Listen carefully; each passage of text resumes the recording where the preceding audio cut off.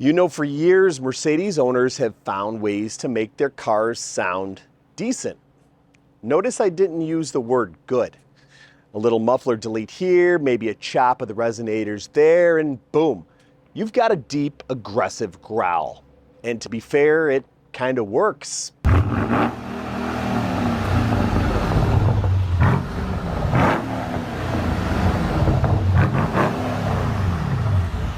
But this has become a very Mercedes owner thing to do. They can get away with it because honestly, it doesn't sound that bad. But here's the catch, it's only decent. And as someone who spent more than a few years fixing these kind of hack jobs, it's fair for me to say, I know the difference between decent and great. But is this indicative of a problem that the aftermarket has? Like, has no one figured out a way to build a system that undeniably sounds better than just cutting things out? That's the question we're going to be tackling today. Can we build an exhaust for the M157 powered CLS63 AMG that stands out, that sounds different or better than just the usual cut and weld jobs that you see all over YouTube? Now, this might sound like an obvious answer, but honestly, there's nowhere you can easily find this information out concisely. A lot of the most popular videos are just people hacking up their systems to get an aggressive tone, but we're going for more than just noise. We're aiming for a signature sound that makes you stop and listen. Something that elevates what a performance Mercedes-Benz should sound like. I'm OJ Lopez from MotorUnion, and we've been building custom exhaust systems since 2008, but mostly behind the camera. Word of mouth, you know? But if you're subscribed here, then you know we've been stepping into the spotlight to share our approaches and experience. But when it comes to a car that already sounds good, will making it sound even better be something people even care to watch? I mean, it's not like we're fixing a major problem or teaching some secret exhaust trick. We're just trying to make an already great sounding car sound even greater. Just a peek into the typical FMU exhaust build, so I hope y'all like it. And if not, well, there's always next week.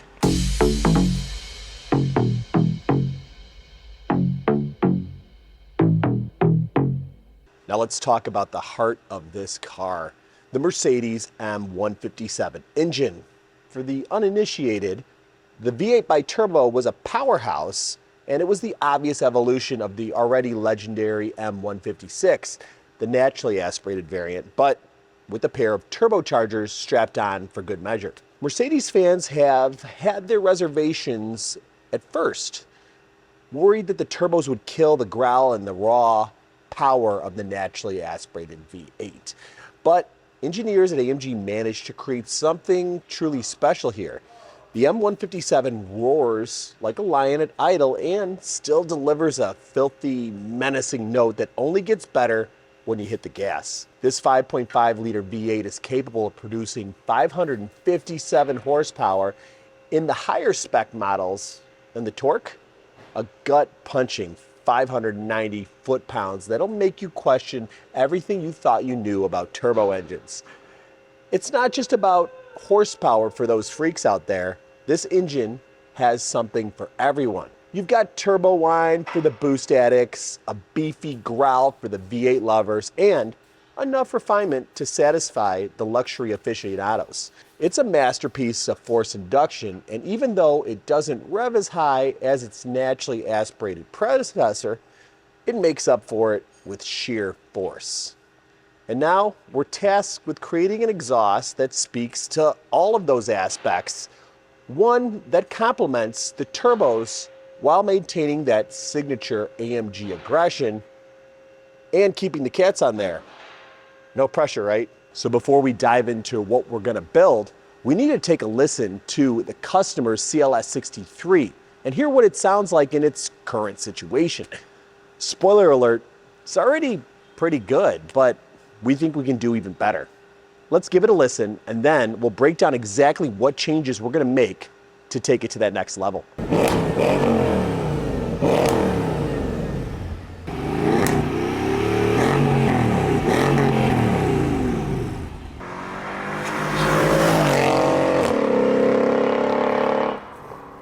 So we got to start with what the customer is actually working with in order to see what we can actually improve. Now, looking at this, it's obvious he's got some aftermarket pipes on here, but what I don't see is anything past the middle of the vehicle going back. So this is an OE resonator, OE rear pipes, OE mufflers. Now, truth be told, there probably isn't a ton of power to be made in these sections. While these resonators do transfer and cause a little bit of air disturbance, the truth of the matter is, for the stock vehicle, and if you're not pushing any power, it probably isn't costing too much. Where it will cost you is when you tune these cars, being this is a 63 turbo, they take well to tuning. That increases the output, that increases the flow, and that is when this becomes a bottleneck, but not so much this, the original piping diameter of the exhaust, which is just a hair over 2 3/4 of an inch. So improving this section is actually going to allow the car to flow a lot better and sound a little better too, depending on how we do it. But with these pipes, being that they're 3-inch, there's not a whole lot we can do power-wise. But what I do see missing is a proper X pipe. Now, the further back you put the X pipe will change what you hear.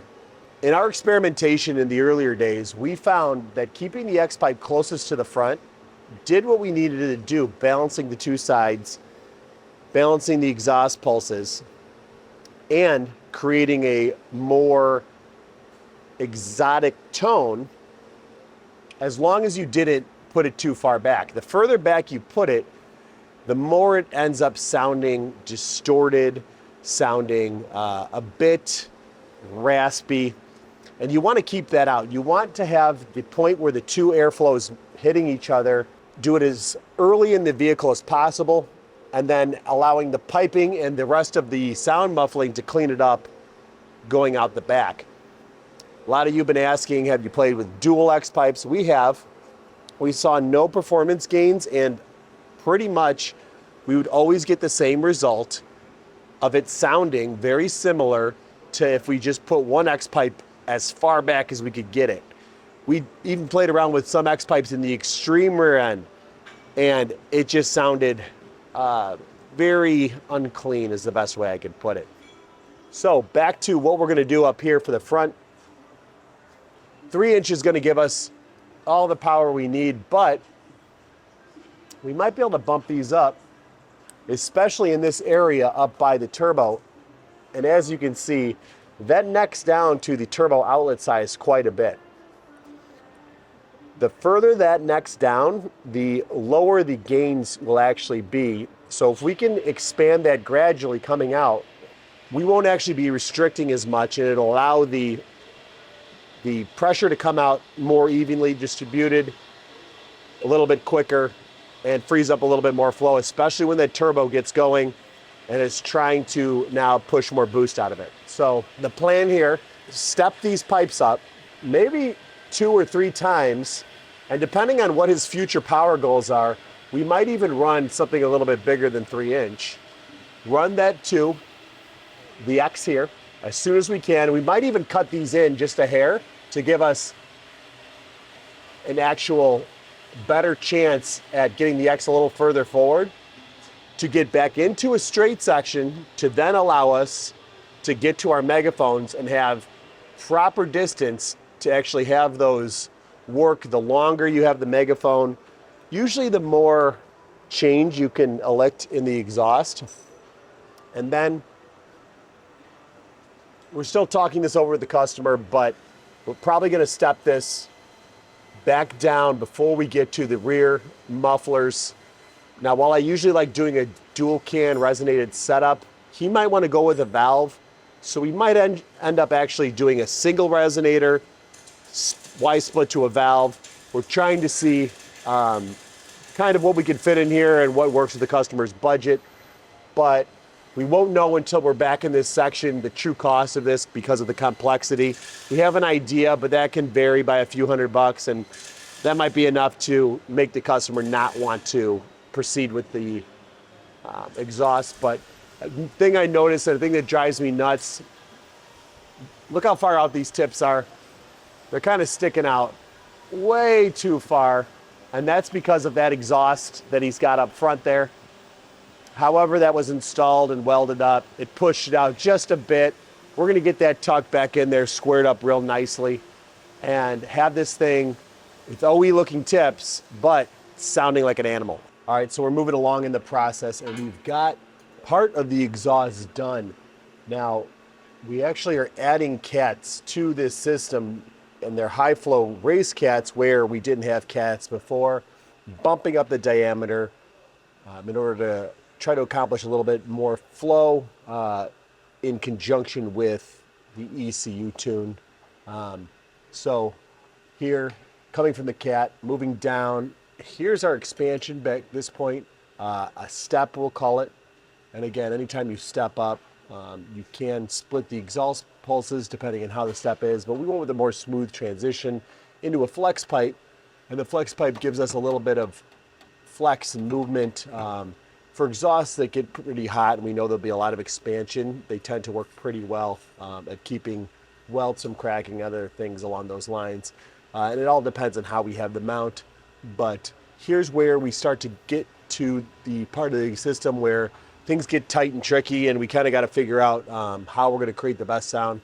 Smooth merge X, we've got the space here, 3.5 inch pipe, and this gives us this straight section where we've got to fit a lot of stuff before we go around the differential. One of those being, as you can see, Cody here with the megaphone trying to eye up the best place for it. And we're going to play around with this a little bit, but right now is a good time to kind of hear what we're going to hear, so we know the changes that we can make still at this point. So it'd probably be smart to start this thing up, run it, hear how it's sounding just after the X, so we can maybe make some tweaks, but more or less we'll probably be following the design we've already came up with. So let's check it out. All right, so the M157 engine, the 5.5 turbo motor, there are some cues that we want to try to enhance, those being the actual turbo noise. Now, I've always said turbos make the best mufflers, but when you have a turbocharged car, you want to try to get a little bit of that whistle if you're trying to make it exhaust that's exciting. So we definitely want to try to enhance those notes where you can hear a little bit of the whistle coming from the exhaust. Obviously, the factory system does a good job, and even the system that was on here did a pretty good job of killing it. So we should be able to hear that now. Again, we want to try to keep those notes, but these engines tend to get pretty bassy, and a lot of that's good. We're trying to refine the sound a little bit more. So this is going to be a little loud, a little bit more raw, and we've got to kind of take this back from where we're at now. But again, you'll kind of hear what the X does to the system, and you'll also hear having the exhaust system right next to an open X. There'll probably be a little bit of uncleanliness in the exhaust note that we'll be able to clean up going further to the rear in that last section, but let's fire it up.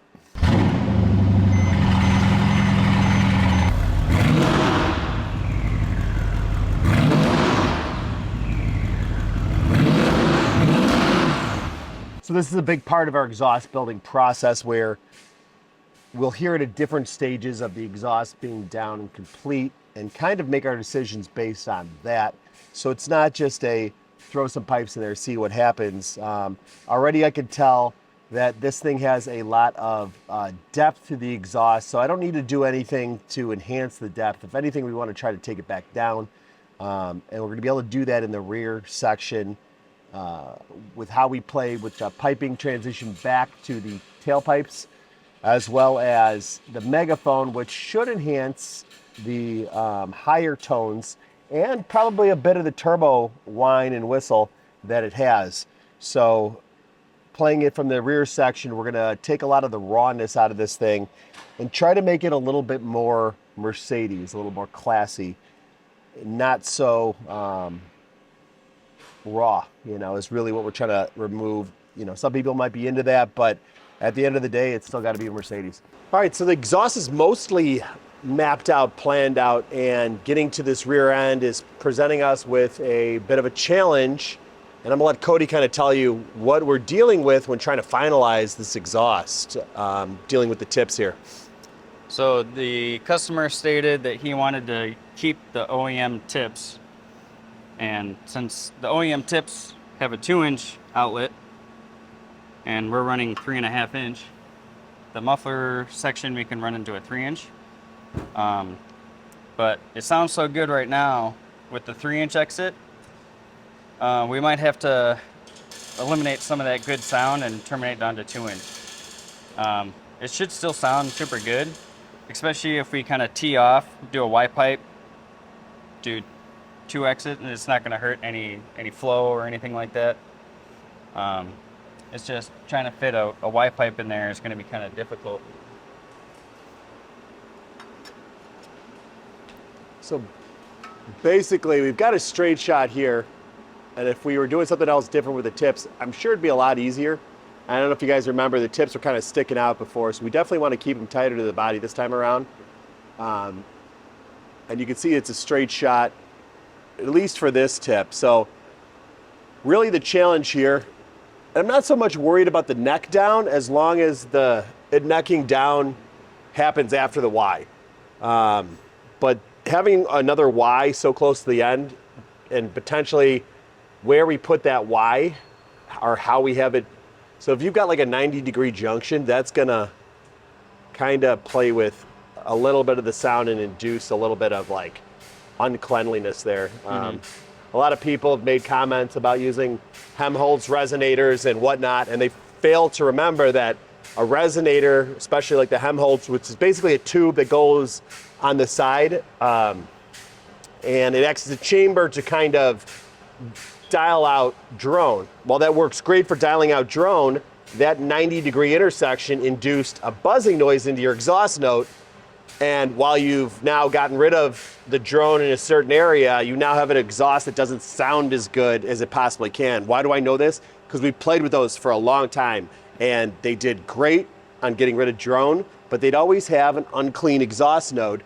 And that really goes from anywhere at the end, the tail end, that you have another junction point, you're allowing for a little bit of turbulence. So the idea here is not to have a 90-degree angle for this Y that he's got to make, which there isn't a whole lot of space here to do that. He probably can get a 45 in there, but that's a challenge for him, and it's not really a challenge that you want to be undertaking when you're like this close to being done. But right. I mean, at the end of the day, that's why people come to us, and it's that last little bit. So I know you could probably figure something out, but not a 90.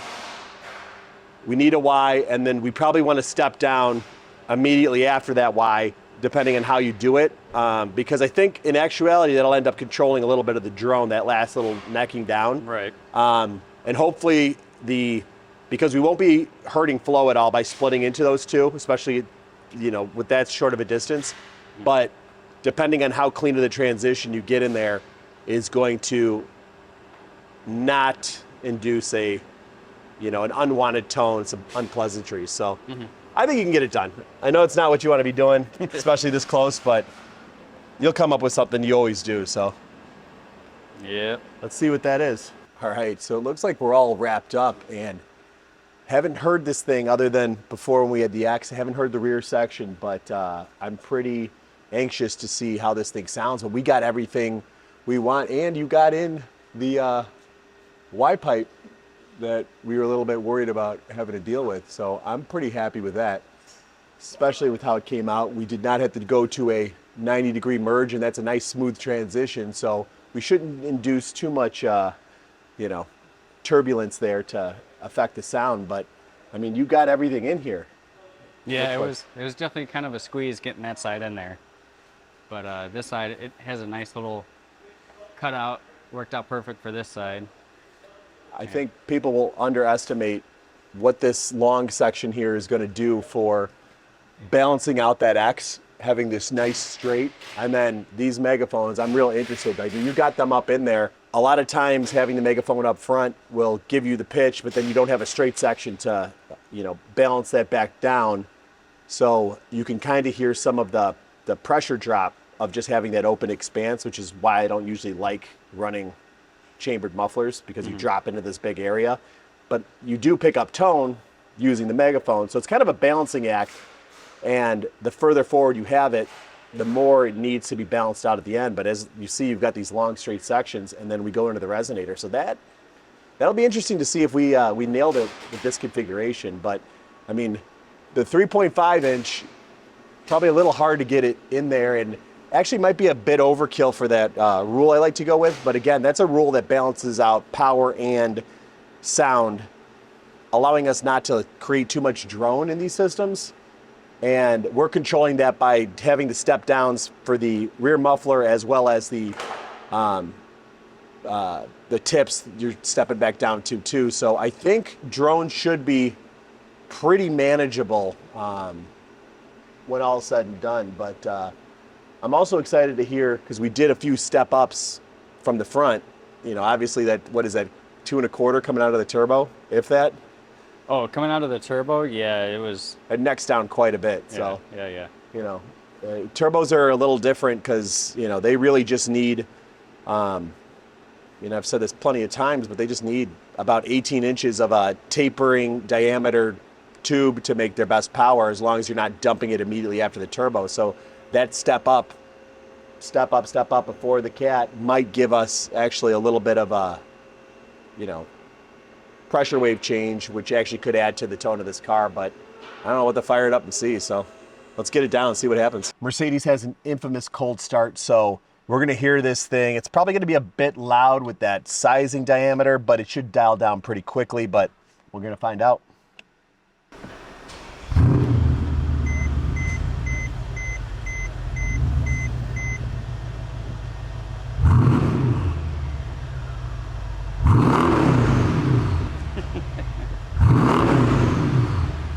Yeah, that sounds pretty good.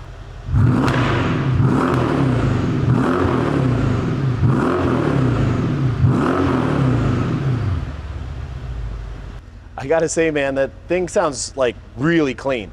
Like, Yeah, it's sounds not, good. it's almost about as loud as we had before with the stock muffler setup and all the mismatch of pipes, but it's just definitely got a more refined tone to it.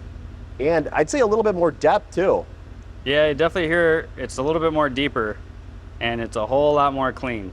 Yeah, Sounds there's way better. like almost no, distortion in the tone.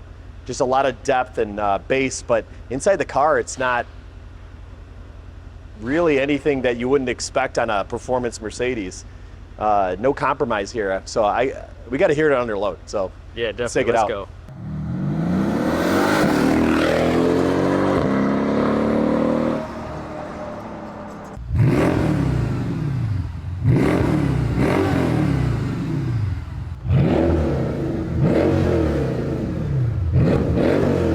Now, with the fact that we added catalytic converters back into this system and having rear mufflers, really the best I could ever hope for in terms of volume would be as loud as what we had on there. However, this thing has just a much more refined and, I keep using the word clean, but that's really the best way to describe it. There isn't that flutter, there isn't that brap, there isn't that paper ripping sound that's in a lot of these hack and cut systems, and even in some of the high-end systems that you can find out there. In fact, I bet if you jumped around on YouTube and searched exhaust system for the M157 C63s, not C63s, but CLS 63s, E63s, you could hear what I'm talking about. It's just a distinctive, very unclean note that's in a lot of these systems. While they still sound good, but this one, there's none of that, and you have all of the theater drama and none of the drone. I'm cruising around here, and this thing is just very easy, very tame until I pop it in sport mode, give it a downshift or two, and lay into it.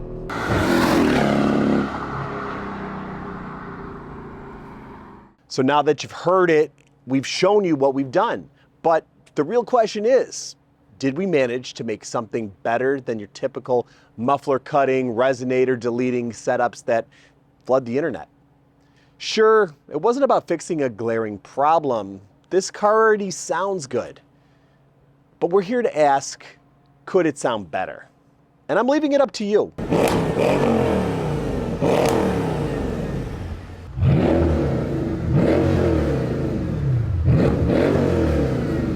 Let us know what you guys think in the comments.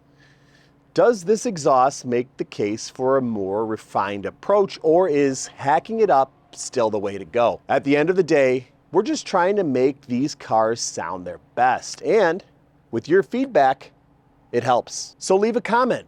And if you're into builds like this, make sure to subscribe, like the video, and let us know what's on your mind. We've got plenty more in the works, so you don't want to miss it.